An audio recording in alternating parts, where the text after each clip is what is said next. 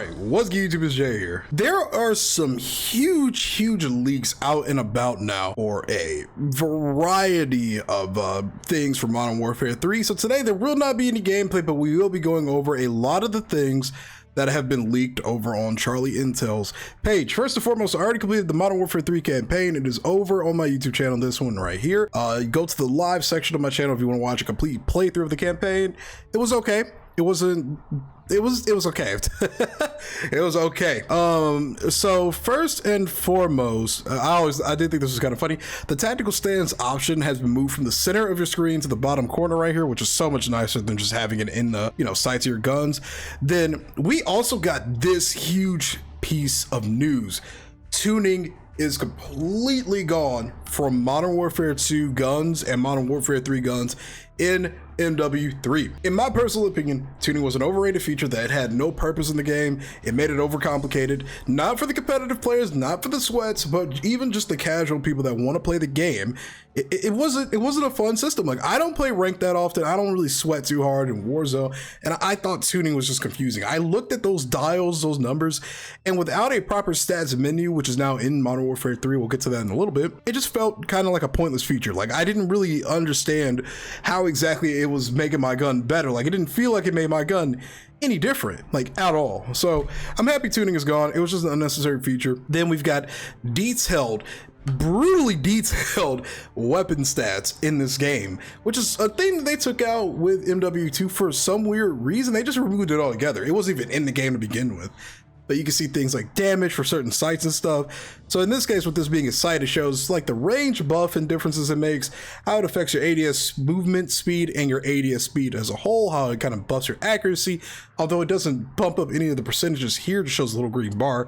I don't know if that's intentional or not, but it's still cool that we're actually getting that back. Also, Gunsmith now has a filtering system based on the type of attachments that you want to see, pretty much. Again, shout out Charlie Intel for posting all this information. But this is sick. Like, you can actually filter based off of what kind of attachments you actually want to see on your screen. Then there was this other bombshell dropped, and I guess I could pull up the entire block after we get through reading through the highlights on Charlie Intel's page. The entire complement of Modern Warfare 2 weapons, by the way, there will be 77 MW2 weapons coming to MW3 and about 33 MW3 weapons. Some people are kind of complaining about that. I don't know what they expected. They said everything was transferring over. At some point, it's not that I never agree with it, but it is quite obvious that this was probably supposed to be more of an expansion to MW2. Now, granted, they were still going to charge $70 for it. We know Activision. They were going to charge $70 regardless, but I digress. All the guns from MW2 are basically going to be balanced and tuned to what the values for MW3 weapons kind of are. What's crazy is, too, these guns will be available for you at level 4. I think they should be locked behind like some kind of prestige or something. Getting all the MW2 weapons that you already unlocked if you played MW2 right off the rip is kind of dumb. I want to say it's just going to give those players that play the previous COD so much advantage. I don't really like that idea. I think the blog post kind of talks more about that, so we'll pull that up in a little bit. But then we've got all the kill streaks over here: UAV, Mosquito, SAM turret, bomb drone, Guardian, care package, counter UAV, cluster mine. Why do we have to bring this back? This is my least favorite kill streak in the history of Call of Duty. It's hard to see, it's loud, it's literally 5 trip mines thrown into one location. It's just stupid. I don't like that kill streak. Precision, cruise missile, remote turret, mortar strike, SAE, Juggernaut recon, the Wilson is back again, Overwatch, Helo, VTOL, emergency airdrop, carpet bomb, which is like the big plane, the big black plane that flies over. Now, I don't know how good it's going to be because the one in MW2 sucks ass. Then we got the advanced UAV, chopper gunner gunship, and regular Juggernaut. I mean, there's really nothing special here, I guess. Nothing really special here. I was hoping we get maybe a couple more. We've got the bomb drone, the Guardian. Bomb drone was in MW2, so that's nothing crazy. The Mosquito drone is basically the hunter killer drone. That and the Guardian are the only new ones, and the Juggernaut recon. So 3 new kill streaks in addition to what we already have for quite some time, to be honest. Kind of whatever.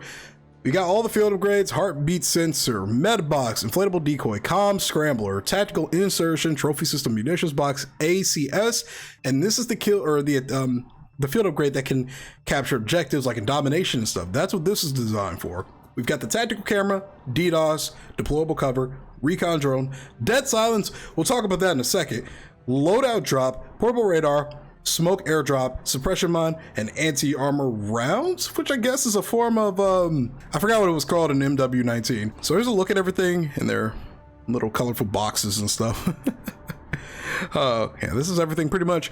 So the reason why that they have dead silence as a field upgrade here, it's still a perk, but it gives you additional options if you want to run a different set of like boots, but you still want to have something to run silently, but it's limited to kind of keep it balanced. I actually think it's a nice trade-off. If you still want to rock dead silence in addition to other perks, it is limited and it has to charge. I don't have a problem with that whatsoever. Now, if you're able to rock dead silence on top of dead silence, I don't really know what benefit you would gain from that other than, I guess, avoiding people on PC that use sound equalization, but I don't even think that works to begin with in this game. It's still a nice addition to the game overall. I think it allows you to kind of have options, have choices, you know? So that's really, really cool. I don't mind that. Everything else, I mean, the med box, it apparently heals you instantly, like, or quicker, or something. It's kind of like quick fix. Heartbeat sensor being a field upgrade is actually kind of funny. It's not a piece of tactical equipment anymore. Tac insertion is pretty normal. You know, munitions box, deployable cover. I don't like deployable covers personally.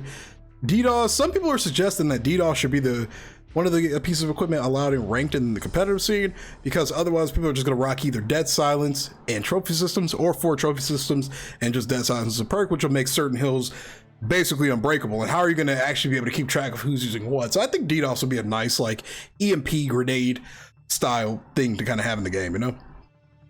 And then you'll have logos for what guns belong to what, basically.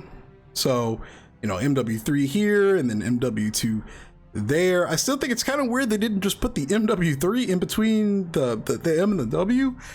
I don't know. We've got all of our tacticals, stun grenade, battle rage. This should still be a field upgrade. You can't change my mind on that. Smoke grenade, scatter mine. I don't know what scatter mine's supposed to mean. There might be a picture of it. So what's a scatter mine even supposed to do? Decoys, flash grenades, snapshots, shock sticks. I mean, I hope and pray that the tac mask actually works against these, because that was my biggest issue with the tacticals in MW2.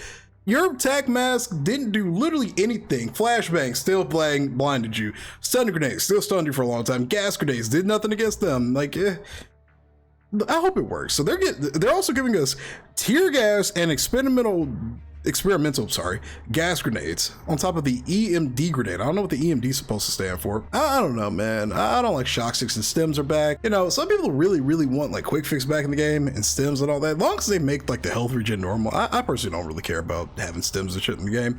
Grenades, frags, claymores, throwing knives, thermites, thermobaric grenades, which are like those explosive fire grenades or some shit.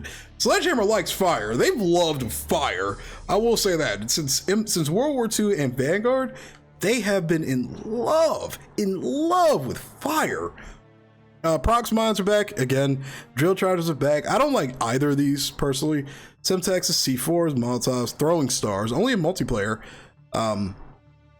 And breacher drones. Throwing stars are apparently not in zombies either. I just realized that. Yeah, the breacher drone's kind of whatever. It was a little broken from the last time I checked, just because it's an instant kill and it just flies right at you. But that's cool. Here are all the vest options. So you've got infantry, engineer, gunner, demolition, CCT comms vest, overkill, and so forth. Now we're definitely gonna need to bring up the blog post for that, so we kind of have an understanding of everything. And then we've got all the perks and boots and gloves and everything. We got quick grip. We've got ordnance gloves. So based off of this, it's probably like strong arm, commando gloves.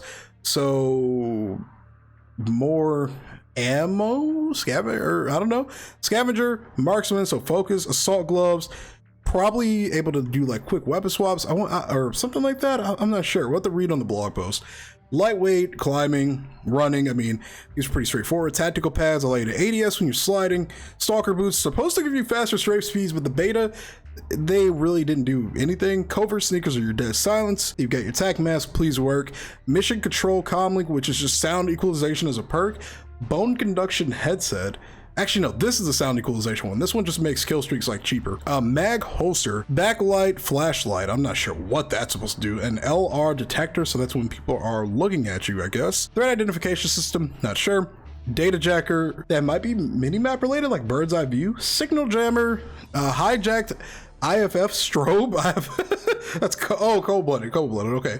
Ghost and EOD padding, which is like the explosive or flak jacket or whatever. And then yeah, I stand corrected. There are 37 MW3 weapons, but that's a lot of damn guns. That's 114. So if you haven't played MW2, good luck on that grind. We got a list of certain ARs. I'm not trying to read all these names. These aren't even the guns' real names, to be honest. Here's everything though that's coming in the game.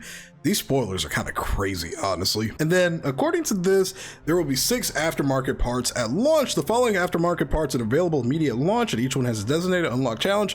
Expect further aftermarket parts to become available throughout each season, including preseason, via the weekly challenges system. If Sledgehammer is good at doing one thing, it's doing challenge systems. World War II, in my personal opinion, had the best like challenge system for unlocking new variants of guns and other equipment. You could earn the points in game. They gave you challenges to earn the points. They were available on a daily and weekly basis, and some of those challenges just straight up gave you new good looking versions of guns. I love World War II for a lot of different reasons. The headquarters and the challenge system, phenomenal. You can unlock these via the weekly challenges system. To apply certain aftermarket parts to a weapon, the weapon needs to be at maximum level. Certain aftermarket parts, keep that in mind. The Renetti in the beta didn't have to be max level for you to get the fully automatic attachment, so it just depends on the gun. For aftermarket parts unlocked via weekly challenges, once the challenges expire at the end of the season, the aftermarket part moves into the armory challenges section for a new and always available unlock challenge. I might save one of these just for you guys, just so we can see what it looks like. There's a lot of shit here for these stats screens, man. Select any of the modification menus around the weapon in the Gunsmith and hit the show details for an impressive expanded view. I mean, it doesn't get any better than this. Like, you literally will know verbatim how your gun changes, and that's exactly what's important. They're missing something right here. I don't think that's supposed to be like that. There are 2 ways to get silent footsteps, covert sneakers, for it to have it for all the time, or, you know, death signs as a field upgrade. Some people are suspecting that this is the ballista from BL2. It kind of sort of looks like it. I feel like the scope would be up a little bit higher and then back a little bit more, but you know, it looks like the ballista. And then launch dates 9 AM PT on November 9th worldwide. So we've got exactly till next Thursday to until it's time to play MW3. Oh wow, they just gave us access to all the guns off the rip. I thought these got leaked. So here's some pictures of some of the new guns. We've got the Holger. This is an assault rifle. I actually thought this gun was so much fun to use in the campaign, but it had literally no recoil. This is the ACR. I don't know why they have these weird names. I also thought this gun was really cool. It was a burst weapon. We've got the what the heck is this thing called? I'm drawing a blank right now. This is a burst though. The FR. What is this called? Some people call it the FAMAS. It's FAMAS. Yeah, that's what it is. So we got 2 3-round burst guns, which is kind of new. It's another bullpup AR2. It looks just like another upgraded version of the FAMAS. I hope it's good. I want to use this. The only reason I didn't like 3-round burst weapons in like MW2 and MW19 is because they had to nerf them so hard. They sucked in comparison to the faster killing weapons that were fully automatic. But with the game with longer TTK, in my personal opinion, that leaves more room to have a stronger burst weapon, because you might not kill them as quick because the other guns don't kill you as quick either. Like, I feel like it'll be balanced, just like how BL3, BL2 had their, you know, burst weapons. The M8, best gun in Call of Duty history. The Sidewinder, that's a cool name. The MTZ 762BR, so that's just another variant of this MTZ up here. So, I mean, I wish it had its own distinct name, because it's just so confusing in my opinion. Like, we can give this Sidewinder, make this like Meat Twister or some shit, just to distinguish it from the other one. The Striker, the WSP Swarm, I mean, it's like a little mini Uzi, or something. The AMR9, that's actually a nice name. The WSP9. Okay, so this is like a bigger, more expanded upon Uzi. This is the Scorpion. The Striker, obviously. Wait, Striker 9. Is that different from up here? Did we already see Striker? Or am I faded? Striker 9. Okay, there are 2 strikers. Lockwood, Shoddy, Haymaker. This is like, what is that one shotgun from from Modern Warfare 2019 that was so prominent on Warzone for its like first year? I forgot what it's called. The Riveter, that's actually a cool name. We already had this one in the beta. The Polemyot. This thing was strong in the beta, or in the campaign. It sounded so beefy. I love the way this thing sounded in the campaign. The LSW, we haven't seen something like this since BO2, I want to say. I could be wrong. These are the LMGs though. The Holger 26, so this is the LMG variant. The Bruin is back, that's cool. The TAC the TAC Eradicator. This a hammer? Yo, this is a hammer. Basically, it's a hammer. It doesn't look exactly like the hammer, but it's built on that SCAR chassis, you know what I mean? That SCAR, whatever you want to call it. I would kind of miss when we used to have LMGs be the guns that had the most bullets possible, because now you just slap a 60-round mag on your assault rifle. I just don't really like that. I wish we had it like how we had it back in the days where the LMGs had the most ammo out of any gun in the game, but they were stupid, fat, and slow. And then we've got the MR, Marksman Rifle, the KVD Enforcer, we've got the MCW 68 or 6.8. So I guess like the ACR, but sniper build, sort of, kind of. We've got the Marksman Rifle for the OM, or the DM56, that looks cool. The Interceptor, here are the sniper rifles. The Cat AMR looks really sick. It's a 50 cal. We got this thing is broken. I don't care what anybody says. Having 25 bullets in a sniper rifle that one shots is ridiculous. The KV inhibitor, we already saw that. Oh, is that it? Damn, that's it. Okay, those are the 3 sniper rifles we're starting off with right off the rip. And then pistols, we got the Core 45, which looks like another form of the Glock. The Renetti is back. This was in Ghost. I cannot remember for the life of me what it was called. I don't know if it was called the Tier, but this looks sick. Kind of reminds me of something out of Destiny. Well, Destiny would get innovation from this probably, but that's really cool. The WSP Stinger, which is the pistol version of the Uzi grenade launcher. And the Gutter Knife, the Karambit, a small curved Talon Blade. Oh, that's cool, actually. Hopefully you can inspect it and it looks really cool. And then aftermarket parts. Here are the 6 aftermarket parts we get right off the rip. There's a lot of information in this, damn. Okay, so this is for the ACR. This conversion kit of the ACR can be adapted to hit harder in nearly every combat scenario. This kit is unlockable in the first weekly challenge post-launch. They're telling us when things are able to be done. That's so freaking cool, man. So this is an expansion on the ACR, the Jack Raven kit. And this is for the MTZ BR. This is for the AR, this is for the BR. The Jack Heretic Carbine Kit. This powerful 7.62 AR was crafted to deliver exceptional damage with moderate recoil. This is an expansion on the SMG version of the little Uzi or whatever. I mean, a high damage conversion kit that rides the line between SMG and AR with hard hitting 45 auto rounds. It kind of turns into a little bit of a hybrid. That's going to be so much fun, actually. This is an adjustment to the Polemyot, I don't know. A modified bolt pump LMG to provide superior maneuverability while still delivering heavy and consistent fire. We saw this kind of in the trailer. And then we've got an expansion on the Core 45. It allows optics. It also allows binary fire, which doubles the fire rate, which is cool. So does that make it like a hair trigger kind of pistol? Like you could just spam that shit? This is the Renetti's expansion. It makes it a fully automatic weapon.